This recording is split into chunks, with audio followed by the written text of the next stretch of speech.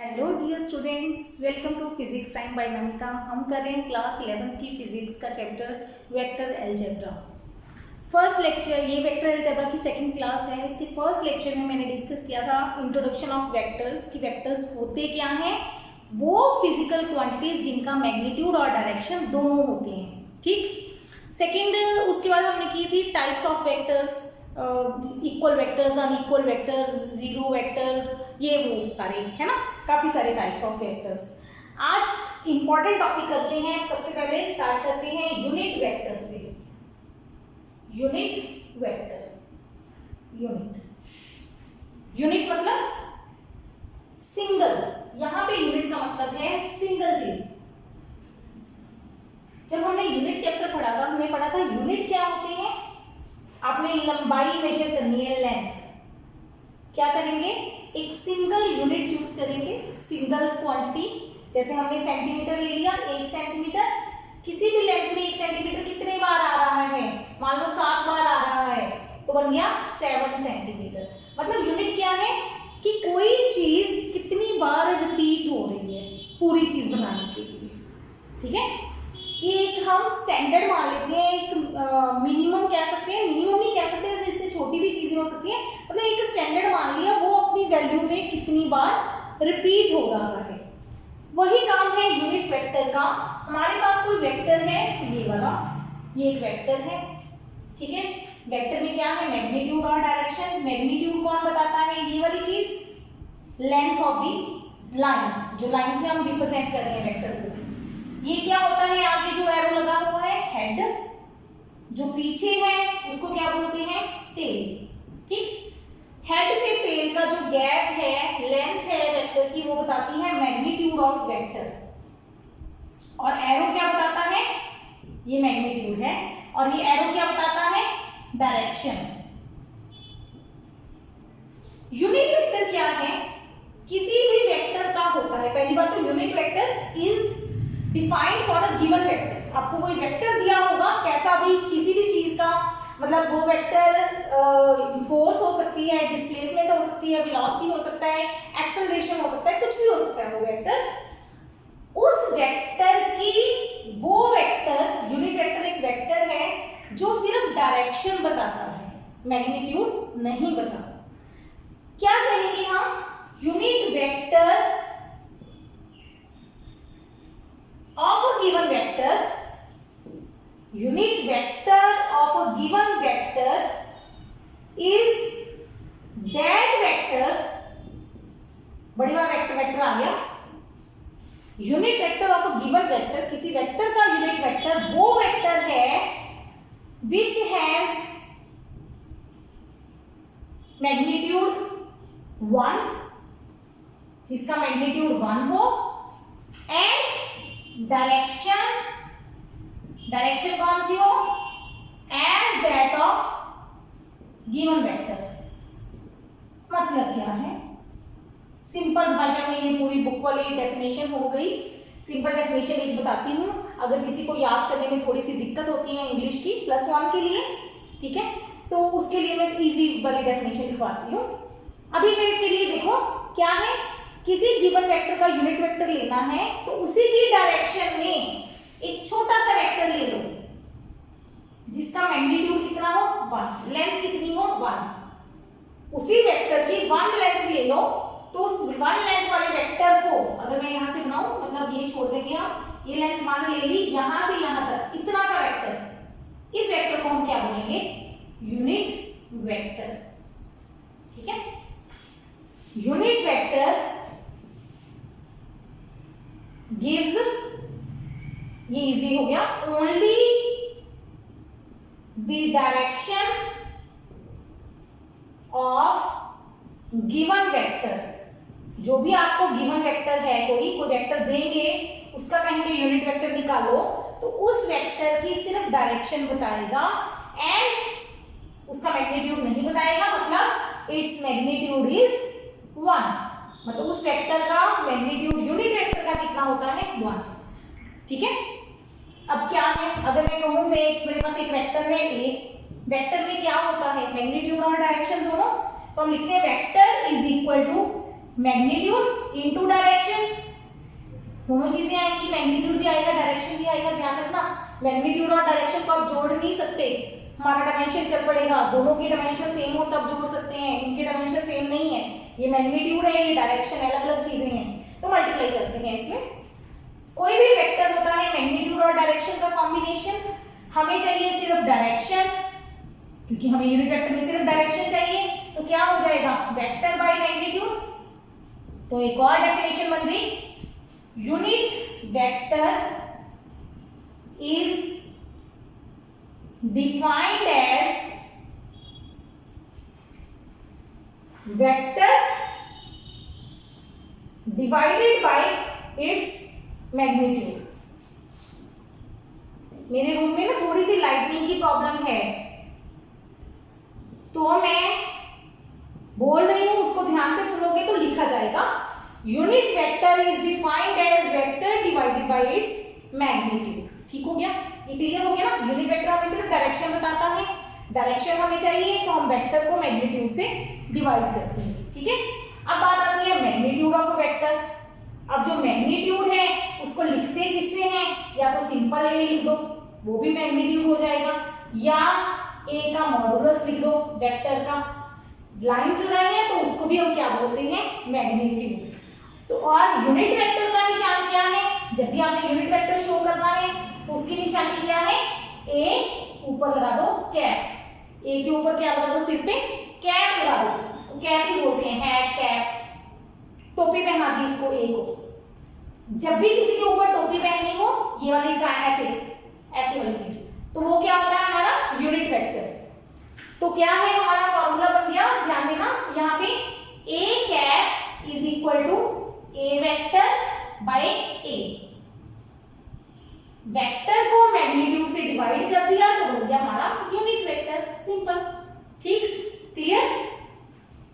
एक टॉपिक करते हैं ना जी, angle between two vectors,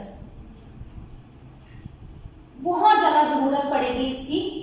angle between two vectors कि दो वेक्टर्स के बीच में कितना एंगल होता है, कैसे निकालते हैं। ये एक वेक्टर है, ये दूसरा वेक्टर है, ए और बी, ये एंगल है 60 डिग्री, एक ये वेक्टर है, एक ये वेक्टर है,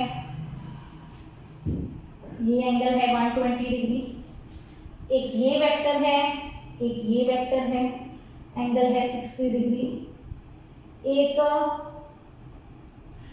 ये वेक्टर है, ये वेक्टर है, एंगल है 60 डिग्री, ऐसे चार प्लेसेस हैं।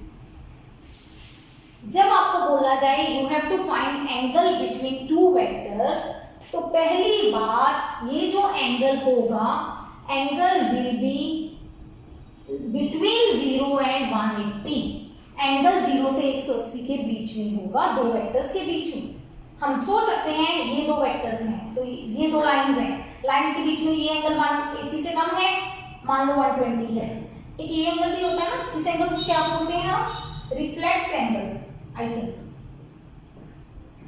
हमें ये एंगल नहीं लेना, एंगल कौन सा लेना है, छोटे वाला एंगल, एक्यूट ऑब्ट्यूज जो मर्जी हो, ठीक है, लेकिन एंगल 180 से कम होना चाहिए या मैक्सिमम 180 होना चाहिए, वो एंगल लेना है, दूसरा एंगल नहीं लेना।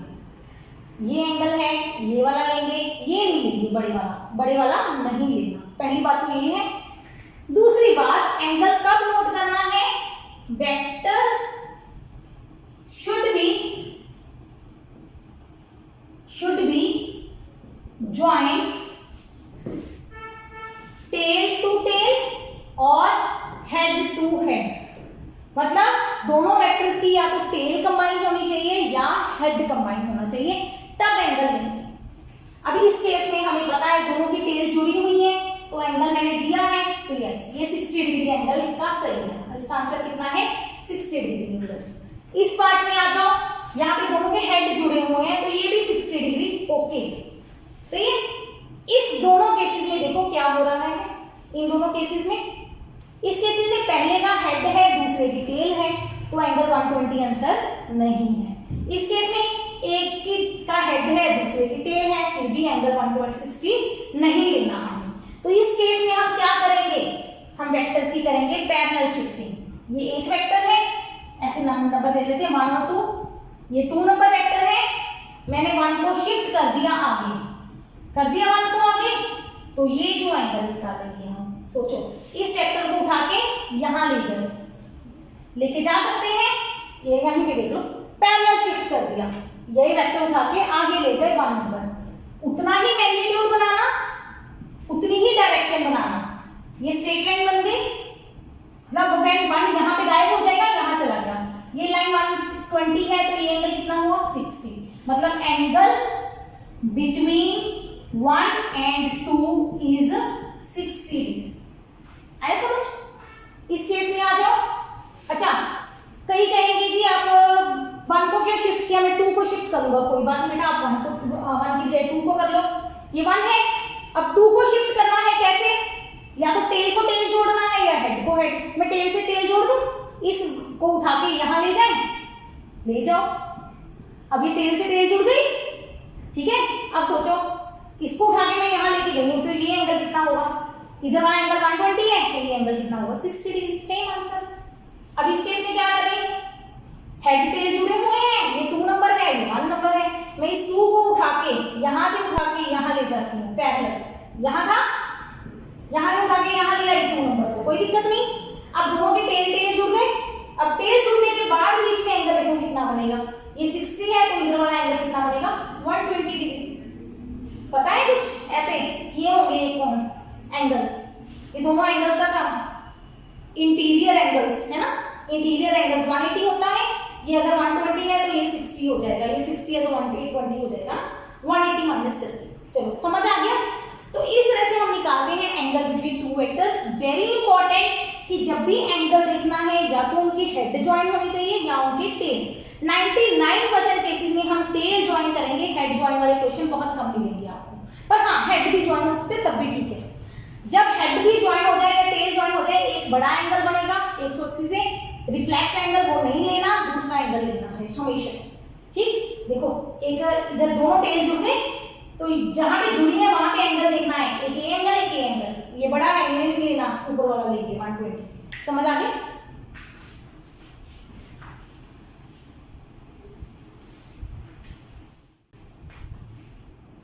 अब इसके बाद बारी आती है किसी वेक्टर का मैग्नीट्यूड कैसे निकालेंगे हम। मैग्नीट्यूड निकालने से पहले मैं वेक्टर की एक रिप्रेजेंटेशन बताती हूँ। रिप्रेजेंटेशन किस फॉर्म में, कल भी रिप्रेजेंटेशन बताई थी कैसे, पिक्चर बना के कि एरो लाइन लगा के एरो लगा दो। अब रिप्रेजेंटेशन बता रही हूँ उसकी कौन सी फॉर्म में, इक्वेशन फॉर्म में, कि किसी वेक्टर को इक्वेशन फॉर्म में कैसे लिखते हैं। इसको समझने के लिए ध्यान देना, ये मैं समझ रही हूँ, ये मेरे पास है ईस्ट डायरेक्शन, इधर हो गई वेस्ट, इधर हो गया नॉर्थ और साउथ। मान लो मैं कहती हूँ एक पर्सन चलता है 3 मीटर ईस्ट की तरफ, उसके बाद चलता है मूव्स, अ पर्सन मूव्स पहले 3 metre east, then 4 metre north. चलो ऐसे कोई पर्सन जा रहा है, बनाते हैं पर्सन सेंटर से चला। जब भी आपको ऐसे क्वेश्चन करने हो, आप एक ओरिजिन स्टार्ट करोगे, वो आपका स्टार्टिंग पॉइंट होगा। ये क्या है, स्टार्टिंग पॉइंट, ठीक। यहां से पर्सन स्टार्ट हुआ, 3 मीटर ईस्ट की तरफ गया, यहां तक पहुंचा 3 मीटर, क्योंकि गया है एक डायरेक्शन बताई हुई है तो एरो लगा देंगे, क्योंकि ये क्या बन गया वेक्टर। ये क्या हो गई, डिस्प्लेसमेंट। ये क्या हो गई, डिस्प्लेसमेंट, क्योंकि अगर सिंपल 3 मीटर होता तो डिस्टेंस होता कि पर्सन गया है, लेंथ है, डिस्टेंस है, लेकिन ईस्ट बताया हुआ है तो ये क्या बन गई, डिस्प्लेसमेंट। जब भी डिस्टेंस की डायरेक्शन बोल देंगे तो वो क्या बन जाएगी, डिस्प्लेसमेंट, नई टर्म दे दी, क्योंकि अब वो वेक्टर बन गई, डायरेक्शन हो गई उसकी, ठीक है। चलो वहां रुका, उसके बाद वहां से वो किधर गया, नॉर्थ की तरफ, ओ से चला, ए तक गया, ओ ए 3 मीटर है डिस्टेंस, लेकिन अगर मैं ऊपर वेक्टर लगा दूं ओ से ए, ये भी एक मतलब सिंगल अल्फाबेट भी हो सकता है, डबल अल्फाबेट भी हो सकते हैं। डिस्टेंस या डिस्प्लेसमेंट के लिए हम डबल अल्फाबेट यूज करते हैं, ठीक है। 3 मीटर तो मुझे साथ में लिख दूंगी ईस्ट, तो बन जाएगा वेक्टर फॉर्म। फिर ए से हो गया की तरफ कितना मीटर, 4 मीटर नॉर्थ की तरफ, नॉर्थ ऊपर है तो ऊपर की तरफ गया, यहाँ पे पहुंच गया बी, फिर यहाँ पे एरो लगाएंगे हम, ये क्या होगा हमारा ए से बी की तरफ 4 मीटर नॉर्थ, सही हो गया, ये बन गई हमारे वेक्टर की। तो स्टार्टिंग पॉइंट से पर्सन कितनी दूर है, ये हो गया। Then net displacement, net displacement क्या होगी पर्सन की, ओ से बी, वेक्टर लगाएंगे क्योंकि डिस्प्लेसमेंट चाहिए, ये समझ आ रहा है। ओ से पर्सन ए की तरफ गया, फिर बी की तरफ गया, स्टार्टिंग पॉइंट कौन सा है उसका, ओ, एंड पॉइंट, एंड या फाइनल पॉइंट, टीटी पॉइंट बी। स्टार्टिंग कौन है, स्टार्टिंग को इनिशियल भी बोलते हैं, इनिशियल, इनिशियल और फाइनल पोजीशन पॉइंट एक ही बात है। स्टार्टिंग चला ओ से पहुंचा बी तक, चाहे पहले ओ से ए गया फिर ए से बी गया या सीधा ओ से बी गया, एक ही मतलब है। तो इसका मतलब O B vector is equal to O A vector plus A B vector, ये बराबर होते हैं। ऐसे समझ लो, जब मैं लिख रही हूं O A plus A B, O A plus A B, ऐसे समझ लो ये ए जो पास पास आ गए सेम अल्फाबेट, ये आपस में कैंसिल हो जाते हैं, तो बचा क्या ओ से बी, समझ आई, बस ऐसे समझ लो इसको, आगे इसकी डिटेल आएगी ये ऐसे क्यों होता है, ये हम एडिशन में करेंगे। एक बार के लिए ये चीज समझ आ रही है। अब ध्यान दो, इधर कितना डिस्टेंस ट्रेवल किया उसने, 3 मीटर, इधर एक मिनिमम 1 मीटर डिस्टेंस भी होगा। 1 मीटर डिस्टेंस ईस्ट डायरेक्शन में, ईस्ट डायरेक्शन हमारी एक्स एक्सिस है, वाई नॉर्थ डायरेक्शन हमारी वाई एक्सिस है, वेस्ट हमारी एक्स डैश है, साउथ हमारी वाई डैश है, ऐसे ही बनाते हैं ना graph, X Y X dash Y dash, ऐसे लिखते थे ना, ये हमारी पॉजिटिव एक्स, ये हमारी negative X, positive Y negative Y, ये तो ठीक है। अच्छा, अब हमारी एक्स एक्सिस में मैं लिख रही हूं इसको 3 मीटर है, ठीक है, लेकिन एक यूनिट वेक्टर भी होगा जिसको मैं कैप लिखूंगी, क्या मैं उसको एक्स कैप लिख सकती हूँ, एक्स एक्सिस का unit vector plus 4 Y axis का यूनिट वेक्टर, ए भी ऊपर की तरफ है तो 4 वाई कैप, तो ये हमारे वेक्टर की रिप्रेजेंटेशन है। किसी भी वेक्टर को आप, कोई भी आपके पास वेक्टर है, नाम ले लेते हैं पी क्यू वेक्टर, आर्बिट्रेरी, वो क्या होगा, कोई ए नंबर, हाँ इसको क्या नाम दें हम, A X cap plus B Y cap लिख सकते हैं। ए बी कोई भी नंबर आएंगे, कोई भी वेक्टर, उसको एक्स और वाई की फॉर्म में हम लिख सकते हैं। अब फिजिक्स में हम एक्स कैप की बजाय स्टैंडर्ड बनाया हुआ है यूनिट वेक्टर्स का, unit vectors along x axis, जो भी वेक्टर एक्स एक्सिस के अलोंग होगा यूनिट वेक्टर, उसको हम रिप्रेजेंट करेंगे आई कैप से। क्या लिखेंगे, छोटा आई कैप, वो क्या हो गया एक्स एक्सिस का यूनिट वेक्टर। वाई एक्सिस के लिए क्या हो जाएगा, वाई कैप, जेड एक्सिस के लिए क्या हो जाएगा, वाई एक्सिस के लिए जे कैप, जेड एक्सिस के लिए के कैप, एक्स एक्सिस के लिए आई, वाई एक्सिस के लिए जे, जेड एक्सिस के लिए के। तो यहाँ पे हम 3x कैप लिखने की बजाय लिख देंगे 3i कैप और 3j कैप, क्योंकि दो ही एक्सिस थी, x और y, पहले x में गया फिर y में गया, तो 3i प्लस 4j। तो इन जनरल इसको नोट करना, हम कोई भी वेक्टर को रिप्रेजेंट कर सकते हैं इक्वेशन फॉर्म में। हमारे पास कोई भी वेक्टर है a, उसको आप लिख सकते हो a1 i cap plus a2 j cap plus a3 k cap, इसको बोलते हैं equation form of vector. Equation form में हम i j k लिखते हैं, जरूरी नहीं ये डिस्प्लेसमेंट हो, इट में भी ये डिस्प्लेसमेंट की बजाय फोर्स भी हो सकती है, तो ये भी फोर्स होगी, ये भी फोर्स, ये भी फोर्स, टोटल फोर्स, ठीक। ऐसी कोई बी वेक्टर है, उसको आप लिख सकते हो b1 i cap, B2 J cap, B3 K cap, ऐसे। मतलब इक्वेशन फॉर्म में हम क्या लिखते हैं, यूनिट वेक्टर्स की फॉर्म में यूनिट वेक्टर को मल्टीप्लाई करते हैं नंबर से, अलग अलग नंबर से, और टोटल वेक्टर हमारा तैयार हो जाता है तीनों का सम।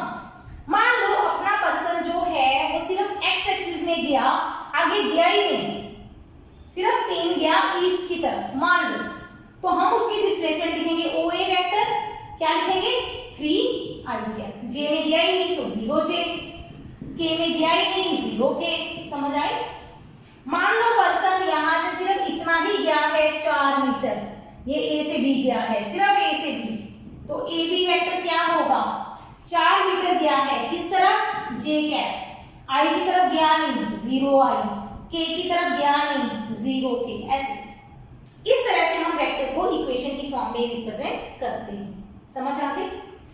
चलो अब इंपॉर्टेंट टॉपिक स्टार्ट करते हैं, most important topic of vectors, जिसका आपको थ्योरी में भी +1 में भी मिलेंगे क्वेश्चंस, जेईई नीट सब में मिलेंगे इसके क्वेश्चंस। क्या है वो topic, addition of vectors, addition of vectors, addition, subtraction, multiplication, तीनों के क्वेश्चन करेंगे। डिवीजन नहीं मैंने बोला है ना, रह गया। Actually vectors can not be divided, तो वेक्टर्स की डिवीजन नहीं आएगी, एडिशन ऑफ वेक्टर करते हैं, आगे आगे बताते जाएंगे। आज सिर्फ एडिशन ऑफ वेक्टर्स करेंगे। एडिशन ऑफ वेक्टर्स करने के 3 तरीके हैं, 3 मेथड्स हैं, first, second, third. First method is, आपका ये बहुत ज्यादा काम है ना, वेक्टर बहुत बड़ा टॉपिक है, हेड टेल मेथड। चलिए छोटा सा मेथड है, खत्म करते हैं इसको 1 मिनट में, 1-2 मिनट में। क्या है ये मेथड, हमें दो एडिशन ऑफ वेक्टर्स, पहले तो एडिशन ऑफ होता क्या है, मान लो आपके पास ए वेक्टर है, एक बी वेक्टर है, आपने दोनों को ऐड करना है, सिंपल एडिशन है। तो जो आंसर आएगा, आंसर को और क्या कहते हैं, रिजल्ट, है ना, जो रिजल्ट आएगा तो इसको आर वेक्टर कहते हैं। आर क्या है हमारे पास, रिजल्टेंट, रिजल्ट की बजाय रिजल्टेंट वेक्टर, आर को क्या कहते हैं, रिजल्टेंट वेक्टर। जब भी दो वेक्टर्स को ऐड करते हैं तो जो फाइनल आंसर आता है हम उसको बोलते हैं रिजल्टेंट वेक्टर, क्लियर। अब हेड टेल मेथड क्या है, आपके पास कोई भी दो वेक्टर्स हैं जिनको आपने ऐड करना है, तो ये सिर्फ डायग्राम मेथड है, कैलकुलेशन नहीं है इसमें, तो ये कभी भी यूज नहीं होता, लेकिन करवाना पड़ता है क्योंकि टॉपिक दिया होता है या आपसे पूछ ले कोई हेड टेल मेथड में क्या करते हैं, तो आपको नॉलेज होनी चाहिए। क्या है, आपके पास दो वेक्टर्स हैं, बनाते हैं कोई भी दो वेक्टर, चलो ये बनाते हैं पहले ए और बी। इससे एक बहुत इंपॉर्टेंट चीज समझ आएगी इस हेड टेल मेथड से। ए और बी दो वेक्टर्स हैं, मुझे इन दोनों का रिजल्टेंट निकालना है, तो क्या करना है आपने,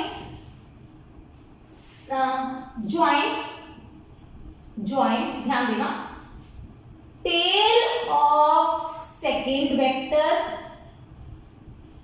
to head of first vector, बस ये रूल है। Join tail of second vector to head of first vector. पहला कैसे, क्या करना है, मैं इसके डायग्राम के नीचे बनाऊंगी, हमें इनको ऐड करना है, तो क्या करेंगे, ध्यान देना, मैं इसको उठा के नीचे ले आई, क्या कर दिया मैंने, कल बताया था पैरेलल शिफ्टिंग ऑफ वेक्टर्स, ना वेक्टर का मैग्नीट्यूड बदला, ना डायरेक्शन बदली, वेक्टर को आगे पीछे ऊपर नीचे लेफ्ट राइट कहीं भी लेके जा सकते हैं, बस डायरेक्शन सेम और मैग्नीट्यूड सेम रखना है, पैरेलल शिफ्टिंग ऑफ वेक्टर्स, ठीक। ये मेरा ए वेक्टर है, मुझे बी को जोड़ना है इसमें, तो क्या करेंगे, सेकंड की टेल उठा के पहले के हेड से जोड़ देंगे, ये पहले का हेड है, ये दूसरे की टेल है, इसको दूसरे को उठाएंगे, यहां पे लाके रख देंगे, बस वही रूल, ना तो मैग्नीट्यूड चेंज करना है ना डायरेक्शन बदलनी है, ठीक हो गया, ठीक है। देन आगे लिखा नहीं मैंने अभी, देन रिजल्टेंट, तो रिजल्टेंट कौन है, रिजल्टेंट वेक्टर इज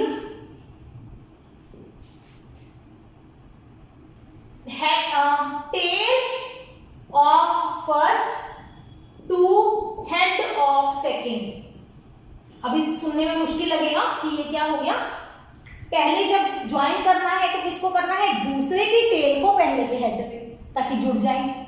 फिर जो रिजल्ट होगा वो पहले की टेल से दूसरे के हेड तक। देखो मैं यहां बना रही हूं रिजल्ट, पहले की टेल से, पहले का टेल ये हो गया, दूसरे का हेड ये वाला। ये टोटल जो वेक्टर बनेगा ये हमारा रिजल्टेंट वेक्टर है। बस खत्म। ये है हमारा हेड टेल वेक्टर। ठीक है, इसके 3-4 बार करवा देती हूँ तो प्रैक्टिस से समझ आ जाएगा आपको श्योर। ये मेरा ए वेक्टर है, अब ये मेरा बी वेक्टर है। चलो मैंने उल्टा ले लिया, कोई रट्टा नहीं, कुछ नहीं है इसमें। पहले पहला वेक्टर ड्रॉ कर, ऐड ही करना है बेटा, इसमें सब्ट्रैक्ट नहीं करवा दी अभी। ये पहला खत्म हो गया, पहला वेक्टर ड्रॉ किया ए, ठीक है। ये पहले, अब क्या करना है, दूसरे की टेल पहले के हेड, ये ज्वाइन कर दिया। पहले दूसरे की टेल, यहां पे देखो ध्यान से, ये मेरा है ए टेल, ऐसे करती हूं, टेल 1 हेड 1, टेल 2 हेड 2, ऐसे लिखती हूं। ध्यान देना, दूसरे की टेल को, ये मेरा पहला है टेल 1 हेड 1, दूसरे की टेल को यहां पे ले आई, पहले के हेड से ज्वाइन करना है। यहां पे टेल सेकंड, ये हुआ टेल सेकंड से हेड सेकंड इधर आ रहा है, यहां तक पहुंचा, ये आ गया हेड सेकंड। ये समझ आया, आ रहा है समझ? मुश्किल तो नहीं लग रहा? ध्यान से देखो, दोबारा से देखो, इसको दोबारा बना रही हूं आपके सामने। पहले मैंने ड्रॉ किया फर्स्ट वेक्टर टेल 1 हेड 1, ये पहला वेक्टर बन गया, खत्म। दूसरा वेक्टर ड्रॉ करना है, जहां पे पहले का हेड आया है ना, वहां पे दूसरे की टेल रख दो, यहां पे दूसरे की टेल रख दी, tail of second. Head of second कहां है, दूसरी तरफ, ऐसे गए, ये हेड ऑफ सेकंड आ गया, ये हो गया। अब रिजल्टेंट बनाए, रिजल्टेंट क्या बनेगा, पहले की टेल से दूसरे के हेड तक, ये वाला वेक्टर, ये हमारा रिजल्टेंट है। पता चला? ठीक है, 3-4 बार कर लो तो क्लियर हो जाएगा। अब मान लो मेरे पास ये ए वेक्टर है, ये बी वेक्टर है। अब इनका रिजल्टेंट देखिए, पहले पहला वेक्टर ड्रॉ करेंगे हम,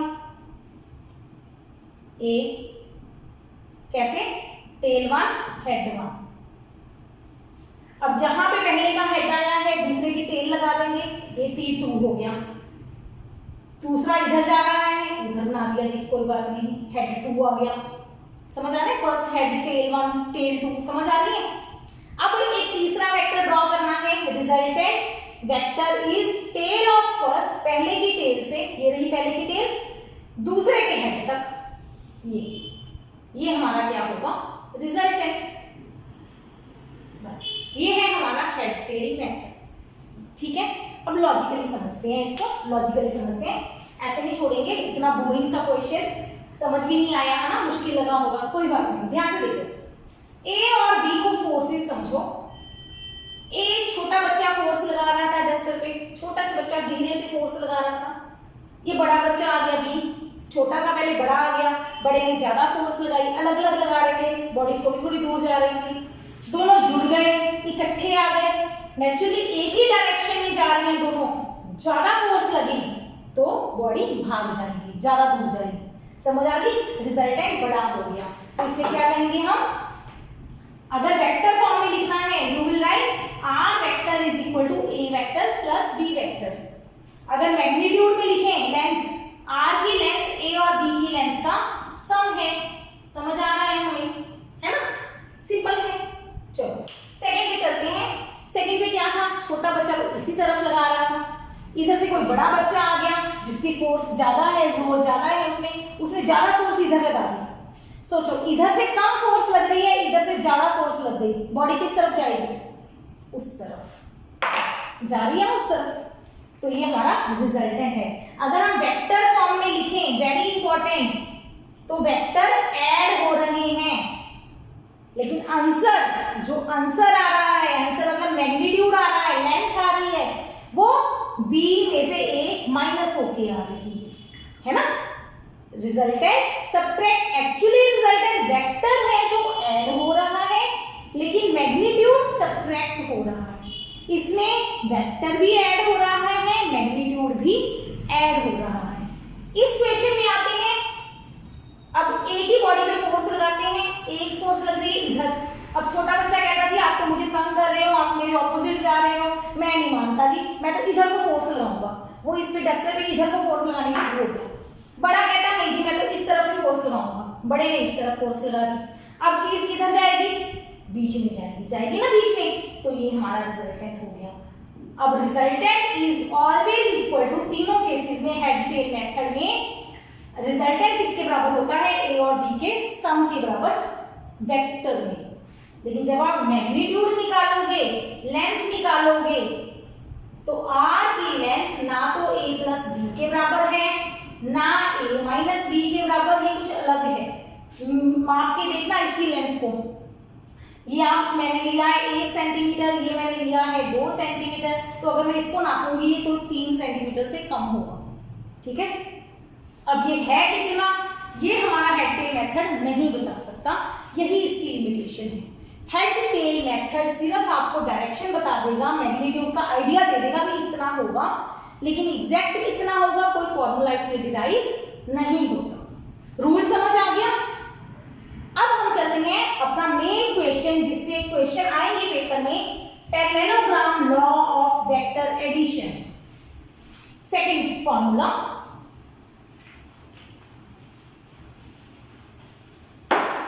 second addition method is parallelogram law of vector addition.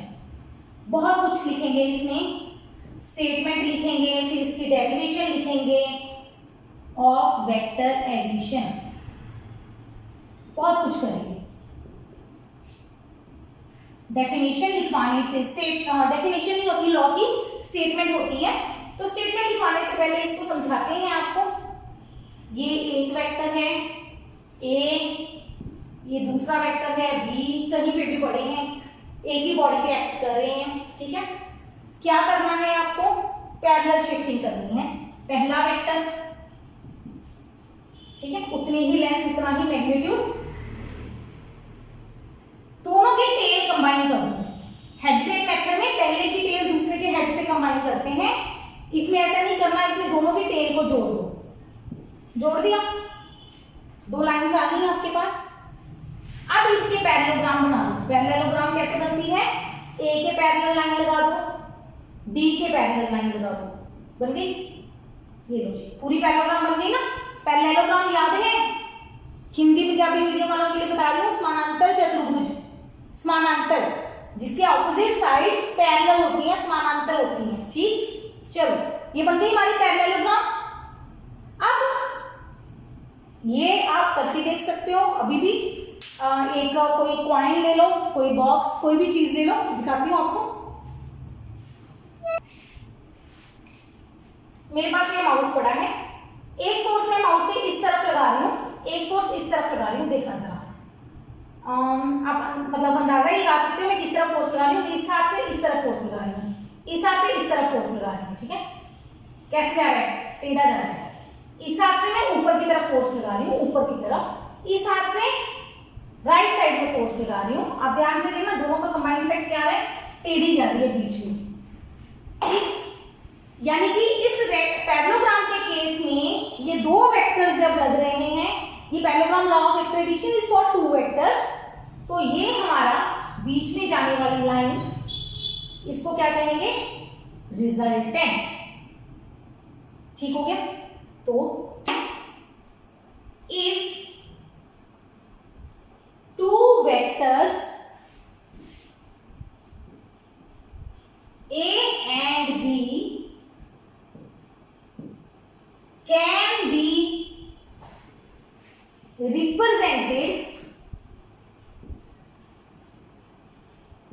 by 2 adjacent sides of parallelogram. ये पैरेललोग्राम का सिंबल है, पैरेलल लाइन डाल के जीएम लिख दो, पैरेललोग्राम। ठीक है, शॉर्टकट है। if two vectors A and B can be represented by two adjacent sides of parallelogram in magnitude and direction,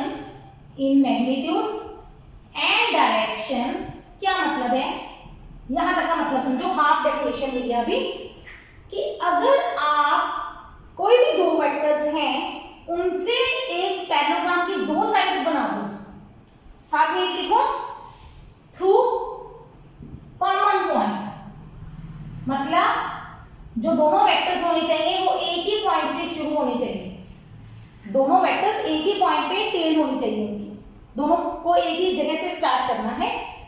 adjacent sides का मतलब होता है जो साइड आसपास हैं, ये जो आमने सामने होती है उनको बोलते हैं ऑपोजिट साइड्स, जो साथ साथ होती है उनको बोलते हैं एडजेसेंट साइड्स। ये दोनों भी एडजेसेंट हैं, बट यहाँ पे क्या प्रॉब्लम होगी, एक वेक्टर ये है दूसरा ये है, दोनों सेम पॉइंट से स्टार्ट नहीं हो रही, यहाँ पे पहला खत्म हो रहा है दूसरा स्टार्ट हो रहा है, इधर क्या है दोनों सेम पॉइंट से स्टार्ट हो गए थ्रू कॉमन पॉइंट, एक ही पॉइंट से स्टार्ट हो, देन तब क्या होता है, then there resultant is given by, तो उनका रिजल्टेंट कौन है, इस लाइन को क्या कहते हैं, diagonal, diagonal of parallelogram through common point. Again diagonal कौन सा लेना है, डायगोनल भी दो होते हैं पैरेललोग्राम के, ये वाला और ये वाला दोनों डायगोनल होते हैं, कौन सा डायगोनल लेना है जो कॉमन पॉइंट से स्टार्ट होता है। ये डेफिनेशन इसकी नोट करो, ये बहुत इंपॉर्टेंट टॉपिक है। If two vectors can be represented by two adjacent sides of parallelogram through common point in magnitude and direction, का मतलब है भी जो पैरेललोग्राम की साइड है वो वेक्टर भी मैग्नीट्यूड भी वही हो, उतना ही बड़ा मैग्नीट्यूड, मतलब लेंथ उतनी ही बड़ी बनानी है, अगर बी वेक्टर बड़ा है तो बी साइड बड़ी बनानी है, छोटा है तो छोटी बनानी है, डायरेक्शन भी बड़ी बनानी है थ्रू कॉमन पॉइंट, देन तो उनका रिजल्टेंट कौन होगा, डायगोनल ऑफ द पैरेललोग्राम, कौन सा डायगोनल जो कॉमन पॉइंट से चलता है। ठीक है, ये इसकी डेफिनेशन, इसको लर्न कर लो अच्छे से। अब करते हैं कि ये रिजल्टेंट बता दिया इसने कितना होगा, ये हर केस में सही है जब भी दो वेक्टर्स के बीच में आप पैरेललोग्राम बना सको, जब भी आप पैरेललोग्राम बना पाओगे तो ये फॉर्मूला लगेगा। ठीक है, दो वेक्टर्स के लिए आप हमेशा पैरेललोग्राम बना पाओ, बन गया, समझ आ गई।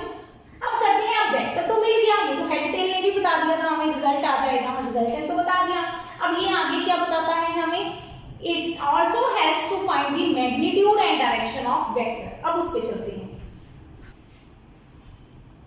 पैरेललोग्राम लॉ की स्टेटमेंट समझ आ गई। अब करते हैं हाउ टू फाइंड, क्वेश्चन क्या आएगा आपको, state parallelogram law of vector addition, find magnitude and direction of resultant vector, find magnitude and direction of resultant vector. हमें पता है आर वेक्टर किसके बराबर है, एडिशन ऑफ वेक्टर्स, ये तो पैरेललोग्राम लॉ कहता ही है कि दो वेक्टर्स को ऐड किया है उसने, ए और बी को। अब हमें आर का मैग्नीट्यूड और डायरेक्शन बतानी है, ध्यान दो, मैग्नीट्यूड हम कैलकुलेट करेंगे, मैग्नीट्यूड का फॉर्मूला कैलकुलेट करेंगे, तब बताऊंगी अभी कैसे।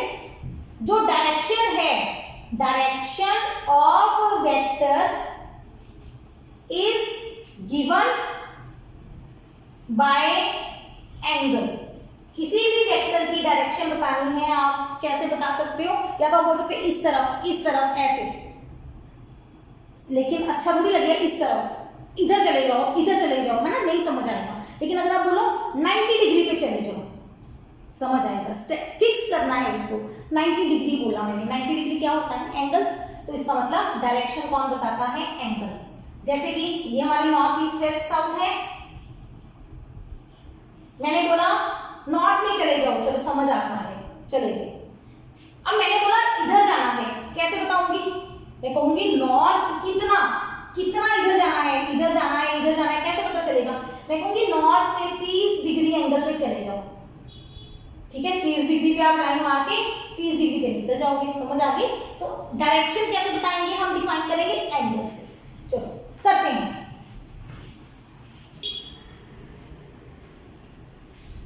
ये बनाए हमने दो वेक्टर, ए वेक्टर बी वेक्टर, ये लाइन बनाई, पैरेललोग्राम कंप्लीट की, ऐसे ही करनी है डॉटेड, ठीक है। और ये हमारा क्या हो गया, रिजल्टेंट। एक काम करते हैं, इनके नाम चेंज करते हैं, थोड़ा सा मुझे लिखना इजी हो जाएगा। वेक्टर्स में ले रही हूँ पी और क्यू, ए बी ले लो, कोई दिक्कत नहीं है, मैं समझा बताती हूँ इसको मैंने क्यों लिया, पी और क्यू,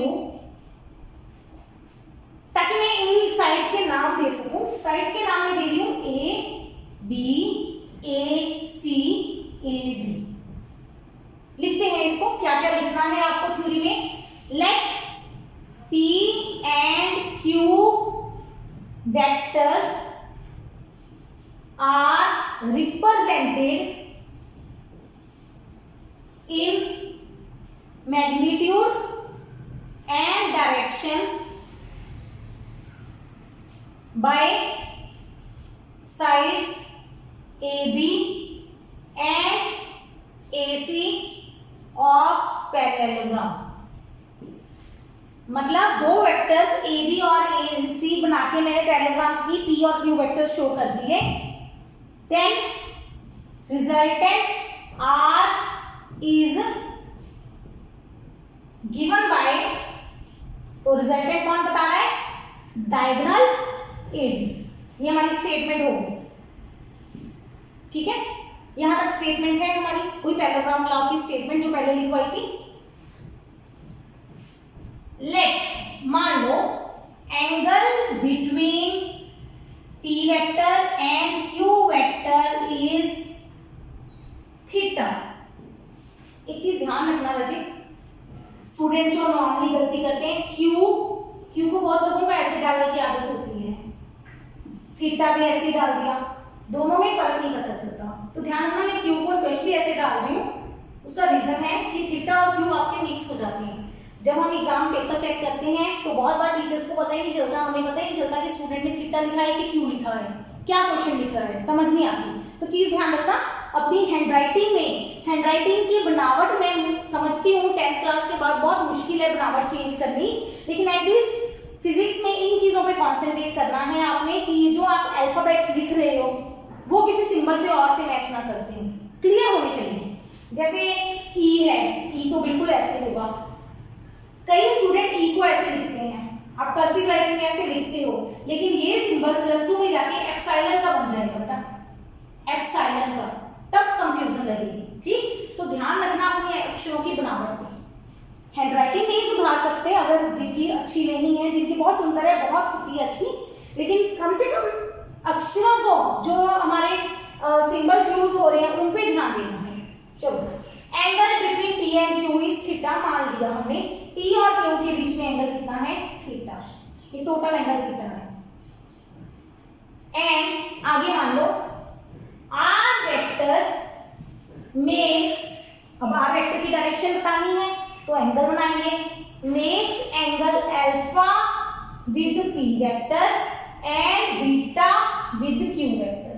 ये मैंने शुरू में लिखवा दिया आपको, वैसे ये एंड में यूज करेंगे हम, बिल्कुल एंड में। मतलब जो R वेक्टर P के साथ एंगल बना रहा है वो अल्फा है, Q के साथ जो एंगल बना रहा है बीटा है, ओके, ये मान लिया हमने। चलो अब ध्यान देना, हमें R का मैग्नीट्यूड चाहिए, हम क्या करेंगे, ड्रॉ D, नाम दे लो DM, परपेंडिकुलर AB प्रोड्यूस्ड।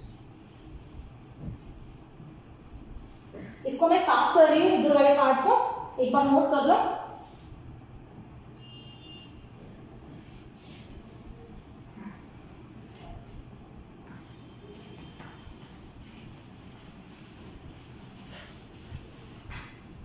क्या लिखा है मैंने, ड्रॉ DM परपेंडिकुलर, D से AB को बढ़ाओ, आगे बढ़ा दिया, प्रोड्यूस, उस पे D से परपेंडिकुलर ड्रॉप कर दिया, DM बन गया, बना सकते हैं, कोई दिक्कत नहीं। ओके, ये टोटल एंगल कितना है, थीटा, तो ये एंगल भी कितना हुआ, थीटा। अब मैं वेक्टर नहीं लगाऊंगी, मैं मैग्नीट्यूड लगाऊंगी, ध्यान देना। AC और BD is equal to AC है कि नहीं है, ऑपोजिट साइड्स ऑफ पैरेललोग्राम। जिन स्टूडेंट्स का 10th में मैथ हो रहा है वीक, उनको थोड़ी सी ये चीज़ें हो सकता है ना, मतलब ना पता हो, वैसे बहुत बेसिक है कि पैरेललोग्राम की ऑपोजिट साइड्स बराबर होती हैं बेटा, तो BD और AC आपस में बराबर होगा। AC का मैंने अब वेक्टर नहीं लगाया, तो AC का ये मैग्नीट्यूड मतलब इसकी लंबाई कितनी है Q, तो BD की लंबाई कितनी आ गई Q, तो मैं यहाँ पे डायग्राम में लिख देती हूँ Q, कोई प्रॉब्लम नहीं। ध्यान देना थीटा और Q मिक्स नहीं होने चाहिए, ओके। अब आगे देखो, इन राइट ट्राइंगल DMB, ये छोटी राइट ट्राइंगल ले रही हूँ मैं, दोबारा ड्रॉ कर देती हूँ यहाँ पे ताकि आपको विजिबिलिटी में प्रॉब्लम ना हो। DBM एक्चुअली डायग्राम में तो डॉटेड बनानी है ना, तो कई बार कई स्टूडेंट्स को पता नहीं चलता ये साइड क्या है बेटा, ये एंगल कितना है थीटा, ये एंगल कितना है 90 डिग्री, ये साइड क्या है Q, एंगल 90 डिग्री है तो राइट ट्राइंगल हो गई। जिस एंगल ट्राइंगल का एक एंगल 90 डिग्री होता है उसको हम राइट ट्राइंगल बोलते हैं। मैंने बेसिक मैथमेटिक्स पे वीडियोस बनाई थी ट्रिग्नोमेट्री से रिलेटेड, उन वीडियोस को जाके एक बार सर्च कर लेना, ये सारी चीजें समझ आ जाएगी। जिनका मैथ वीक है, जिनको मैथ आता है 10th तक का, उनके लिए कोई प्रॉब्लम नहीं है इसमें अभी 10th तक की यूज है। तो देखो मैं कर रही हूँ, अच्छा राजा, थीटा के सामने वाली साइड को हम बोलते हैं परपेंडिकुलर, 90 के सामने वाली साइड कौन सी होती है हाइपोटेन्यूज, तीसरी साइड वाली होती है बेस। थीटा के सामने परपेंडिकुलर, 90 के सामने हाइपोटेन्यूज, तीसरी साइड बेस, ओके। अब निकालते हैं हम साइन थीटा और cos theta. Sine theta cos theta का यहाँ फॉर्मूला लिख रही हूँ, पंडित बद्री प्रसाद हर हर बोले सोना चांदी तोले, पंडित बद्री प्रसाद हर हर बोले सोना चांदी तोले। Sine cos tan P upon H, B upon H, P upon B, तो हमारा साइन होता है परपेंडिकुलर अपॉन हाइपोटेन्यूज, परपेंडिकुलर कौन है DM, हाइपोटेन्यूज कौन है BD। यहाँ तक समझ आ रहा है? एक और कॉस थीटा बाद में लिखते हैं। तो साइन थीटा किसके बराबर आया, Q DM हो गया Q, DM तो DM ही है, BD हो गया Q, तो DM की वैल्यू कितनी आ गई Q साइन थीटा। समझ आ गया, इजी है, इतना बड़ा क्वेश्चन इतना डिटेल में नहीं करने की जरूरत, शॉर्टकट अप्लाई कर देना, कोई दिक्कत नहीं है, ये P/H लिखने की कोई जरूरत नहीं है। अच्छा, फिर हम निकालते हैं cos थीटा। cos थीटा क्या होगा, बेस अपॉन हाइपोटेन्यूज, बेस कौन है BM, हाइपोटेन्यूज कौन है BD, तो BM आ गया BD cos थीटा, BM आ गया Q cos थीटा। अगर अंधेरा पड़ रहा है मैं साइड हो रही हूँ, इसको नोट करो। BM निकाल दिया यहाँ से Q cos थीटा, DM और BM आ गए, जो DM BM निकल गए मेन डायग्राम में पुट कर देंगे, वो सिर्फ रफ वर्क के लिए था। ये आ गया Q sin थीटा और ये आ गया Q cos थीटा। यहाँ तक समझ आ रहा है? आगे चलते हैं, एक मैं निकाल रही हूँ AM। AM क्या होगा, ध्यान देना मैंने कहीं भी वेक्टर नहीं लगाया क्योंकि अब मैं सिर्फ डील कर रही हूँ मैग्नीट्यूड से। AM क्या होगा, AB प्लस BM, ये भी ठीक है, सौखा है, AM चाहिए मुझे AB प्लस BM। मैं ये निकाल क्यों रही हूँ, एक बार निकाल लो फिर पता चल जाएगा क्यों निकाल रहे हैं। AB हो गया राजा P, BM हो गया Q cos थीटा, AM भी निकल गया। एक मैंने AM निकाला है, एक BM निकाला है, एक BM निकाला था जो मैंने यहाँ पे यूज कर दिया, बस BM की मुझे जरूरत नहीं है, BM की जरूरत ही कर ली, ठीक। अब मैं ध्यान देना, इन राइट ट्राइंगल AMD, इधर वाली साइड को साफ कर दूं, ठीक है, इस पार्ट को मैं यूज कर चुकी हूं ना, तो इसको मैं साफ कर देती हूँ, आपको दिख जाएगा क्लियर। वीडियो को पॉज करके दोबारा जाके नोट कर सकते हो, ये वीडियो लेक्चर में सबसे अच्छी बात होती है कि टीचर ने मिटा भी दिया, दोबारा नोट कर लोगे। अब मैं ये क्या लिखा है, राइट ट्राइंगल AMD, मैं दोबारा ड्रॉ कर रही हूँ, ये ऐसे है, बाकी बीच वाली चीजें मैंने मिटा दी। AMD ये समझाने के लिए है राजे, पेपर में आप ऐसा कुछ नहीं करोगे, आपके पास ये AD क्या है, R वेक्टर है, अगर मैं वेक्टर नहीं लगा रही तो मैग्नीट्यूड आ गया। एक AM है, एक MD है, क्या मैं इस पे पाइथागोरस थ्योरम लगा सकती हूँ? बिल्कुल, राइट ट्राइंगल पे आप लगा सकते हो पाइथागोरस थ्योरम। तो AD का स्क्वायर किसके बराबर होगा, यहाँ की बात ये है, बड़ी ट्राइंगल में AD का स्क्वायर किसके बराबर होगा, AM का स्क्वायर प्लस MD का स्क्वायर। समझ आ गया, समझ आ गया, इसीलिए मैंने दो वैल्यूज निकाली थी।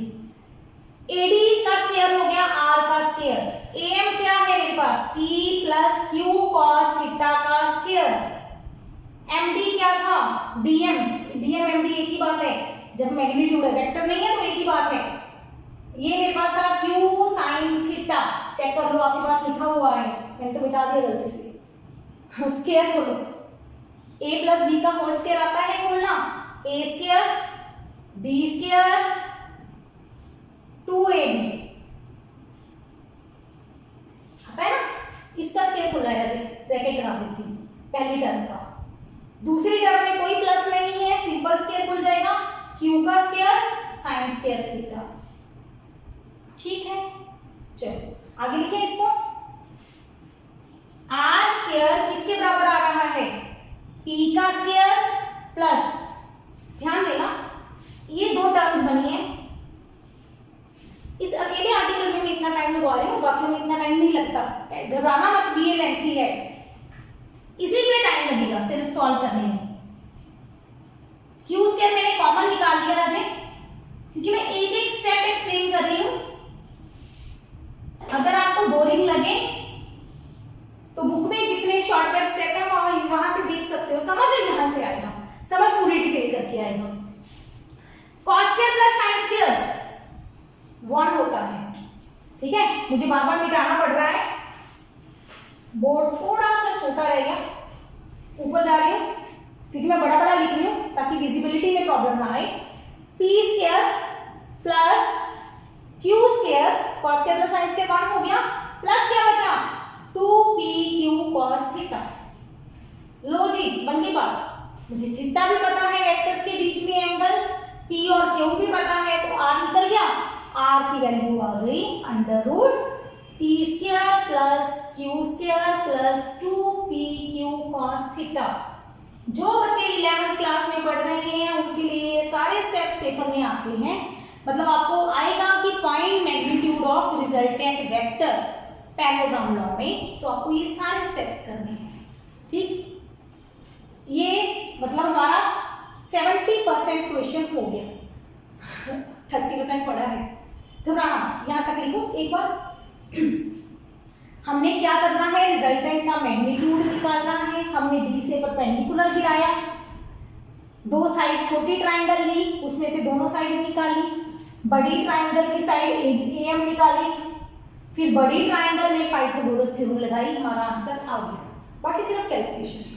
ठीक, आगे चलते हैं, इसी को आगे थोड़ा सा बता दूं। अब मैग्नीट्यूड तो निकल गया, अब डायरेक्शन के लिए दिस इज मैग्नीट्यूड ऑफ, किसका मैग्नीट्यूड है, रिजल्टेंट का। फॉर डायरेक्शन, डायरेक्शन के लिए हमें क्या चाहिए, अल्फा।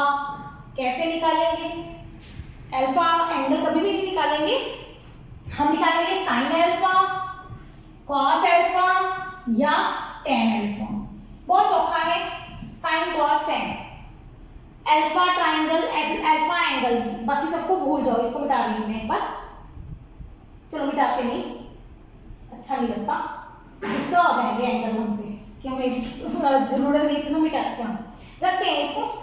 बड़ी ट्राइंगल में से अल्फा निकालेंगे, बड़ी ट्राइंगल में से अगर मुझे चाहिए साइन अल्फा तो होगा परपेंडिकुलर कौन, हाइपोटेन्यूज। बड़ी ट्राइंगल का परपेंडिकुलर कौन है, DM यानी कि Q sin थीटा, हाइपोटेन्यूज कौन है, R लिखती हूँ इसको। मैग्नीट्यूड लिखेंगे, यहाँ पे वेक्टर नहीं लगाएंगे, जब एंगल निकालना है तो वेक्टर नहीं लगाएंगे हम। कॉस अल्फा चाहिए, क्या लगाओगे, बेस अपॉन हाइपोटेन्यूज। बड़ी ट्राइंगल में है अल्फा एंगल, बड़ी ट्राइंगल का बेस कौन है, base base base P plus Q cos theta base है हमारा, हाइपोटेन्यूज R है। ठीक है, कभी कभी जरूरत पड़ेगी, बहुत रेयर ये दोनों की। हम यूज करेंगे मेन tan अल्फा, बस हम इसी से काम चलाएंगे अपना। tan अल्फा क्या होता है, बेस परपेंडिकुलर अपॉन बेस, तो परपेंडिकुलर कौन हुआ q sin थीटा, बेस कौन हुआ p plus q cos theta. अब समझ आया, मैंने आपको q और थीटा का क्यों बोला था, ये सिंबल ध्यान रखना, क्योंकि यहाँ पे q और थीटा इकट्ठे इकट्ठे आ रहे हैं तो मिक्स हो जाते हैं। ठीक, आंसर कैसे याद रखोगे, बस खत्म, आर्टिकल खत्म हो गया। मैग्नीट्यूड क्या है, अंडर रूट पहला वेक्टर स्क्वायर दूसरा वेक्टर स्क्वायर, पहला दूसरा 2 टाइम्स cos थीटा। डायरेक्शन कैसे बताते हैं, tan अल्फा, अल्फा किसके साथ एंगल है, p के साथ, याद करने का मेथड बता रही हूं, जिसके साथ एंगल है उसको नीचे रखना है, जिसके साथ एंगल है, अल्फा किसके साथ एंगल है, रिजल्टेंट और p के साथ, रिजल्टेंट का तो निकालना ही है ना, तो p के साथ एंगल है तो p को नीचे रखना है। दूसरा वेक्टर कौन है, q, q को दोनों जगह चढ़ा दो, q नाराज ना हो जाए ना, q को दो जगह पे रख दो। tan क्या होता है, sin बटा cos, तो ऊपर sin थीटा नीचे cos थीटा, आंसर। ठीक, ये मेथड याद कर लो, ये रिजल्ट डायरेक्शन के लिए बहुत जरूरी है। एक और बताती हूं, इफ वी नीड बीटा, अगर हमें बीटा चाहिए तो क्या करेंगे, हम निकालेंगे tan बीटा, वही रूल लगाएंगे, बीटा किसके साथ एंगल है, q के साथ, बोलो बोलो q के साथ, तो q को नीचे रखेंगे, किसके साथ नहीं है, p के साथ, तो p को दोनों जगह चढ़ा देंगे, नीचे प्लस में आएगा। फिर क्या होता है, tan मतलब sin बटा cos, तो ऊपर sin नीचे cos, आंसर। कभी जरूरत पड़ जाए p की बजाय q के साथ एंगल बोल दें तो q को नीचे रख लेना, p ऊपर नीचे दोनों जगह लगा देना, p के साथ एंगल है तो p को नीचे q दोनों जगह लगाना है। ठीक, ये हो गया हमारा आर्टिकल कि जब आपके पास दो वेक्टर्स को आप पैरेललोग्राम बना सकते हो तो हमारा रिजल्टेंट क्या होगा। चलो जल्दी से इसको नोट कर लो अच्छे से, कोई स्टेप आपका छूटना नहीं चाहिए वीडियो में, अब तो मैं मिटा चुकी हूँ, वापस जाके स्टार्टिंग से जो जो स्टेप जब जब लिख रही हूँ वैसे वैसे नोट कर लो सीक्वेंस वाइज। देखो हमारे पास रिजल्टेंट का मैग्नीट्यूड आ गया under root p square plus q square plus 2pq cos theta, बिल्कुल ठीक है। और डायरेक्शन आ गई tan alpha is equal to alpha p के साथ q ऊपर नीचे sin थीटा cos थीटा, है ना। अब रट्टा नहीं लगेगा इतना। अब एक आते हैं इसमें special cases, special case.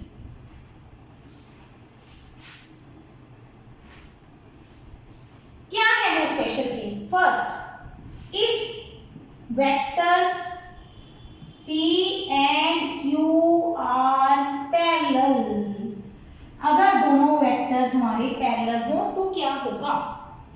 Parallel का मतलब होता है एक डायरेक्शन में पैरेलल, है ना।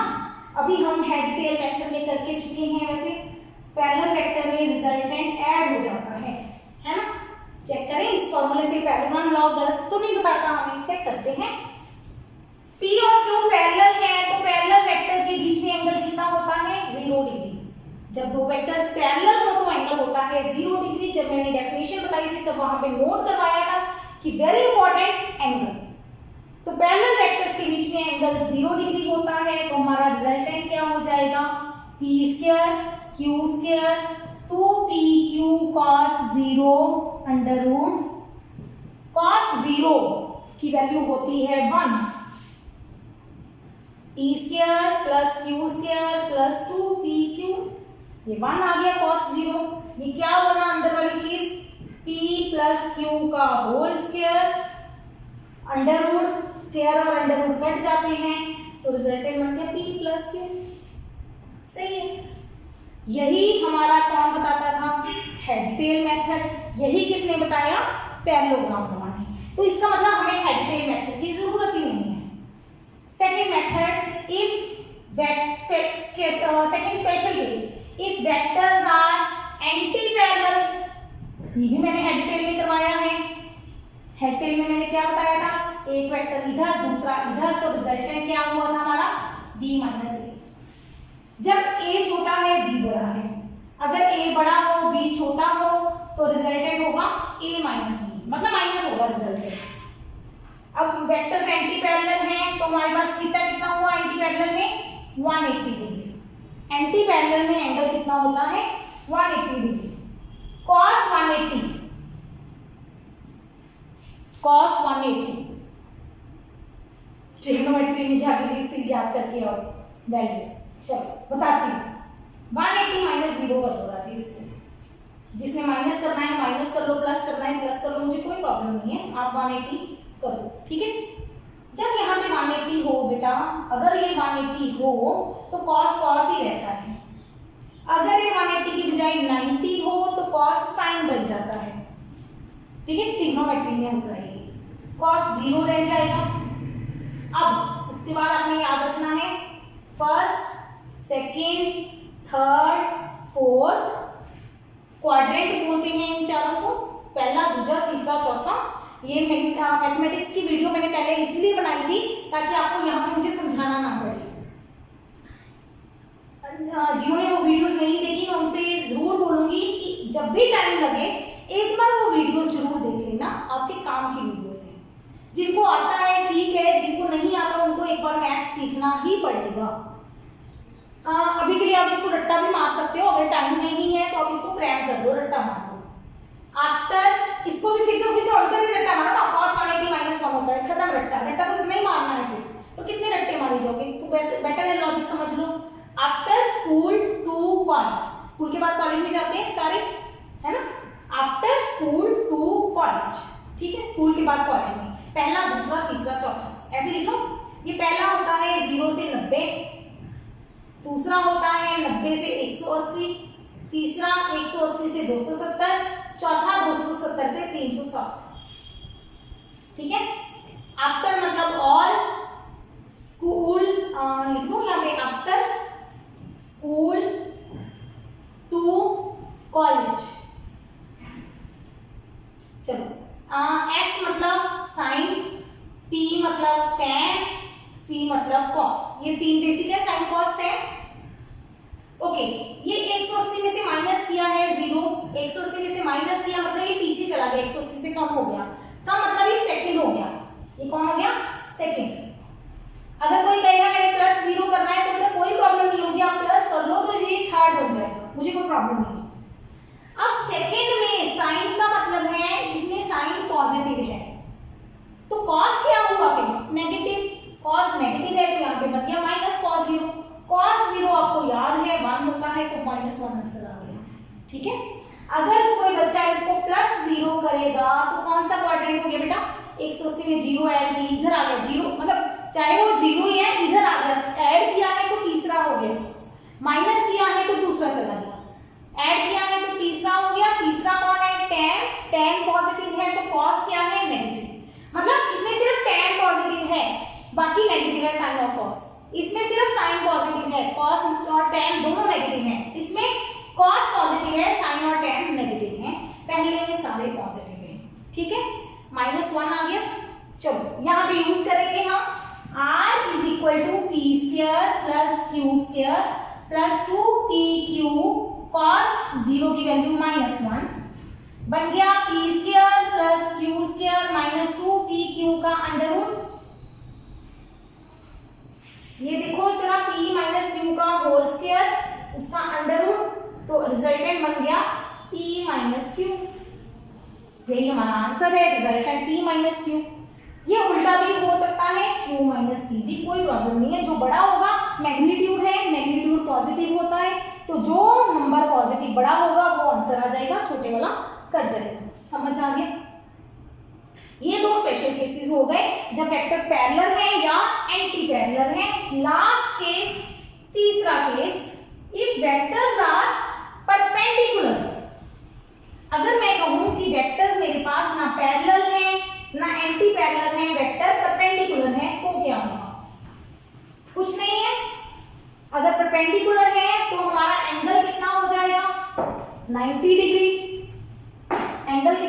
जाएगा 90 डिग्री। हम यहाँ पे कर देंगे cos 90। cos 90 क्या होता है 0, तो बचा p square plus q square under root. तो ये हमारा रिजल्टेंट है। समझ आया? इस तरीके से आप कोई भी इक्वेशन सॉल्व कर सकते हो, प्रोवाइडेड आपको पता हो कि आपके वेक्टर्स कौन कौन से हैं और उनके बीच में एंगल कौन कौन सा है। ठीक, आज के लिए इतना ही। मैंने पूरा पैरेललोग्राम लॉ डिटेल में सॉल्व करके आपको बता दिया है। इसकी numerical problems, interesting questions book में जो भी आपके होंगे वो हम नेक्स्ट लेक्चर में करते हैं। तो if you are new to my channel then please push the subscribe button, it will help me